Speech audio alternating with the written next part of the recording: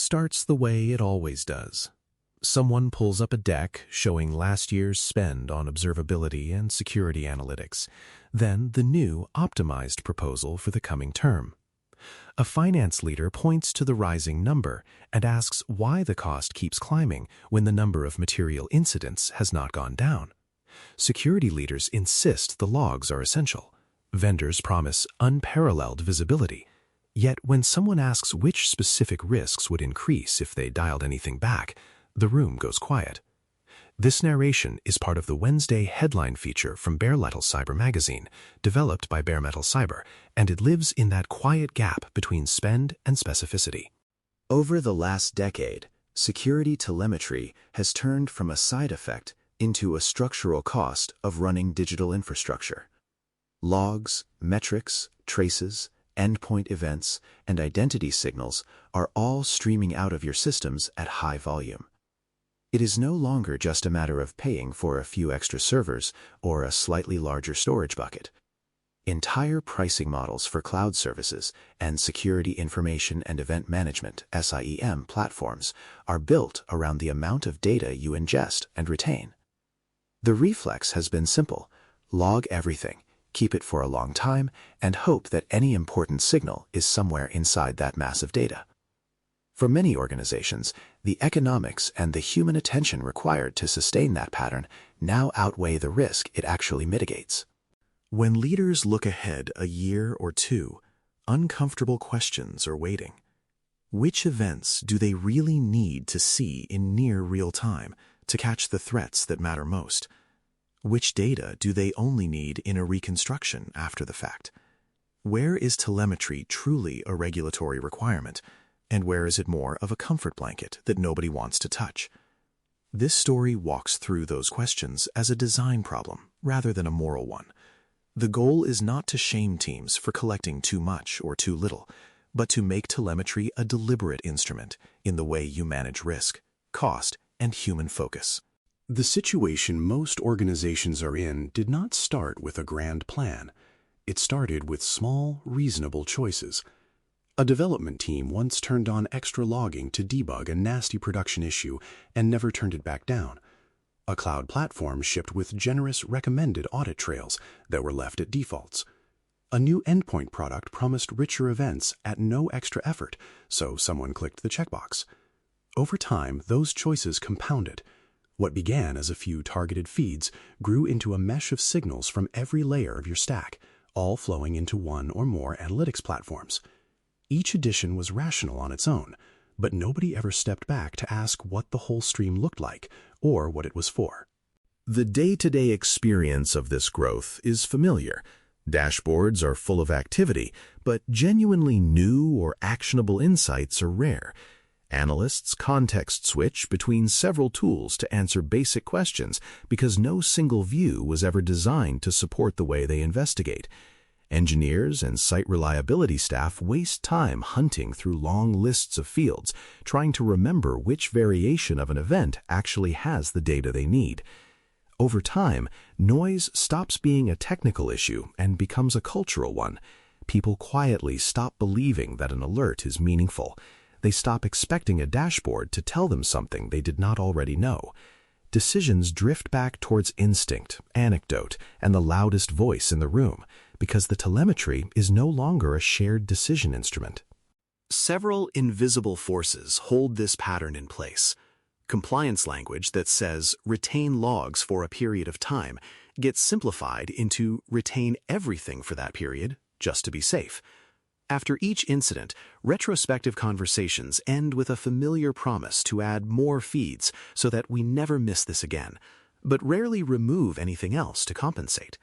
Vendors design their business models to reward ingestion growth, then pitch new analytics and assistance that assume you will keep every possible event. Over time, collect by default stops being a choice and becomes an unwritten norm. The organization loses the habit of asking a basic question: what do we expect to learn from this data, and how would we notice if it quietly stopped flowing?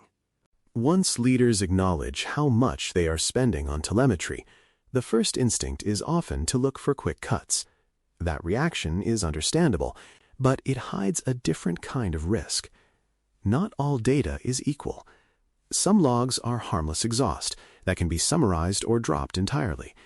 Others are the only way you will ever reconstruct how an intruder moved through a privileged path or tampered with a key business process. The hard truth is that most environments were never instrumented outward from a clear view of risk. They grew from defaults, vendor templates, and local debugging needs. That means there is rarely a shared map of which signals are tied to the risks the organization truly cannot afford to miss. You can see the consequences in very different kinds of organizations. A cloud-native product company might retain verbose logging for multiple test and development environments because it was easy to turn on when engineers were troubleshooting.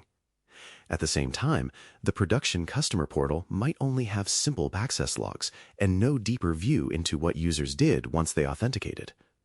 Telemetry spend is dominated by noise from non-critical workloads, while the trail that would reveal account takeover patterns is thin. A highly regulated financial institution might keep years of low-value virtual private network logs out of habit, while visibility into privileged actions on core payment systems is fragmentary and hard to correlate. In both cases, leaders are paying for volume in the wrong places, while carrying blind spots where failures would be existential.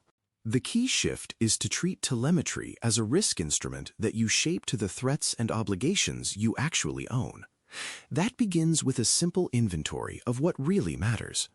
Identify the business services that generate revenue or carry regulatory obligations. Map the data stores that contain sensitive information and the identity paths that grant or broker powerful access. For each of those, ask a few direct questions. If something went wrong here, what would we need to see within minutes? What would we need to reconstruct within hours or days? What evidence would we owe our customers, our regulators, or our own board? Those answers point to specific events and specific levels of detail that matter, instead of an undifferentiated call to collect more. When you frame the problem that way, it becomes clear that different parts of your environment deserve different levels of telemetry. One practical pattern is to define a top tier of systems and services that are genuinely business critical. These might be customer-facing portals, core transaction engines, or identity platforms that everything else depends on. For this tier, you invest in deliberate, often custom instrumentation that is tied to threat models and to real investigation workflows. You decide which fields must appear in each event, how long you need detailed records to be searchable, and what good enough looks like for correlation across tools. Below that top tier, you can define other levels that rely more on summaries, platform defaults, or shorter retention. Internal administrative tools with low risk might only need simple access logs kept for a modest period. Ephemeral test workloads might only emit health metrics and error counts with no detailed traces stored anywhere central. Batch processing jobs might be adequately covered by one completion log and an aggregate report. The important point is that each level reflects an explicit decision about risk and response, not a blanket acceptance of whatever a vendor suggests as a default. Designing telemetry on purpose also requires clear ownership and simple governance. Someone needs to be responsible for the overall telemetry portfolio, not just each individual tool. That responsibility includes deciding who can add new sources, who approves changes to retention, and how conflicts between cost and coverage are resolved. It also includes a basic design review discipline. When a new service is built or an existing one is significantly changed, part of the review should cover what events matter for detection, where those events will land, and who is accountable for watching their health over time. These questions do not have to be formal or bureaucratic, but they should be asked consistently. A useful artifact for critical services is a short telemetry design note that can be read in a few minutes. It states the main risks the service carries, the key questions investigators need to answer during an incident, and the specific signals that support those answers. It also notes where the data is stored, how long it is kept, and which teams are responsible for keeping it usable. Such a note is not a policy museum piece. It is a living reference that can be updated when threats change or when the cost of a particular signal no longer matches its value. Over time, a small library of these notes gives leaders a much clearer picture of what they are paying for and why. Culture is the thread that runs through all of this. Log everything is rarely written down as a policy, but it is often present as a defensive mindset. Engineers worry that if they turn off a verbose log and something goes wrong later, the blame will land on them. Security teams fear being told that they missed an attack because they did not insist on collecting every possible field. Vendors and consultants sometimes encourage this fear because the safest path for them is to say that more data is always better. Changing this culture does not mean encouraging recklessness. It means rewarding clear reasoning about risk instead of sheer volume. Leaders can help by changing the kinds of questions they ask in reviews and incident follow-ups.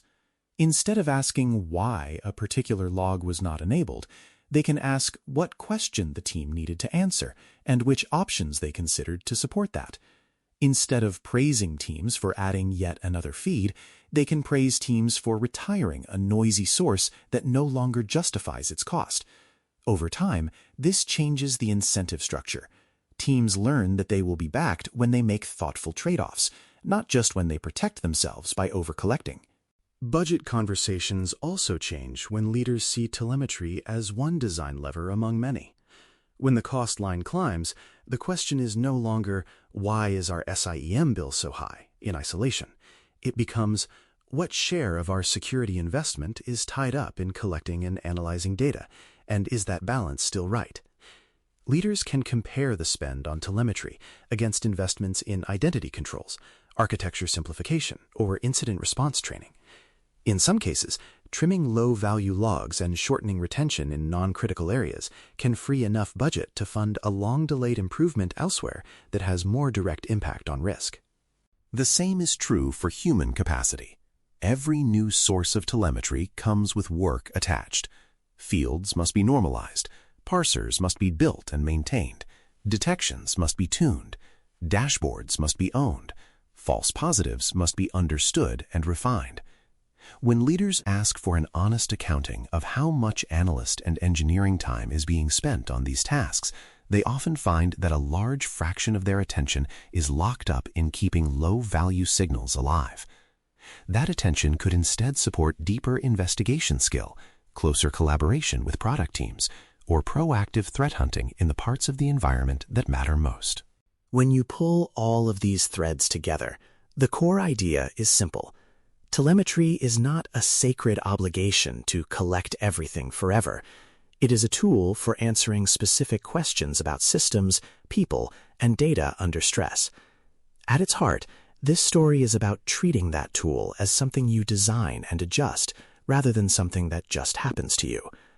The leadership meeting that opened our journey looks very different when people can say with confidence which services live in the top tier, which events support critical detections, and which parts of the current bill are noise that everyone is willing to release. For leaders who internalize this view, a few behaviors change. They stop tolerating unchecked growth in telemetry just because it feels safer. They expect teams to explain which risks a new data source addresses and how they will know when it stops adding value.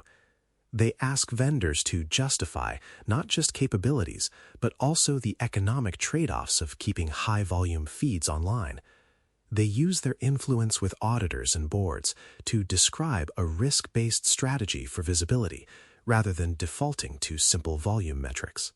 Most importantly, they bring better questions into their own discussions.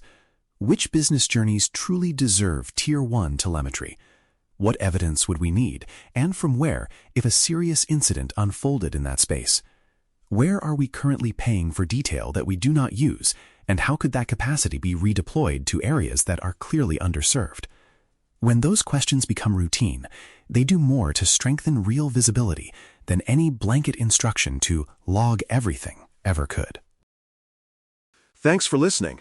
For more audio courses, daily newsletters, and more, please visit baremetalcyber.com.